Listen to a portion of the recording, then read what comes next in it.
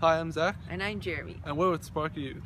So last week our topic was reconciliation, and our action to go with that topic was to find someone in your life that you have a conflict with and to try to reconcile with them.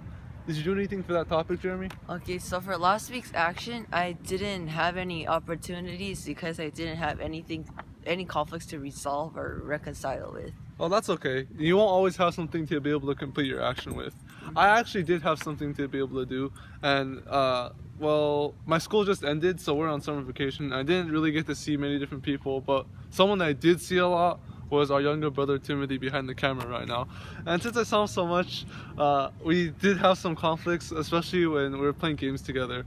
And at first, I just wanted to remain angry at him, but I remembered the challenge, and I decided to try to make it up with him. And at the end, everything was okay. So this week's topic is to not judge.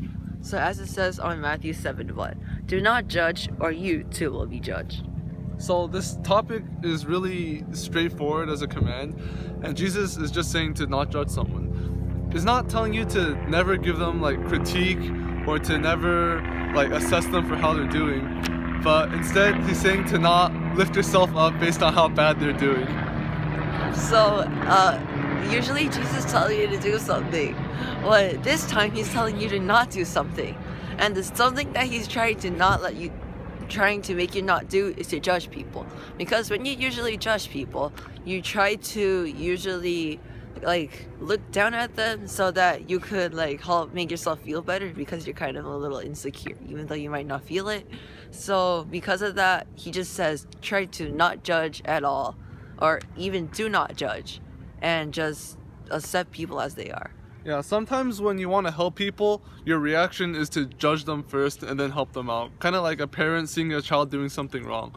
But Jesus says that we should, instead of judging people, just try to approach them as a Christian and to be sensitive about how they are, so you don't hurt them in any way. So we have a verse to go with this. So it's by Romans 2:1. You therefore have no excuse, you who pass judgment on someone else. For at whatever point you judge another, you are condemning yourself, because you who pass judgment do the same things. Our next verse is Proverbs 21:4. Haughty eyes and a proud heart, the unplowed field of the wicked produce sin. And this next verse is by 1 Corinthians 4:15. Even if you had 10,000 guardians in Christ, you do not have many fathers, for in Christ Jesus I became your father through the gospel. And lastly, we have James 3:17. But the wisdom that comes from heaven is first of all pure, then peace-loving, considerate, submissive, full of mercy and good fruit, impartial and sincere. So those are our verses for this week, and we also have an action to go along with that.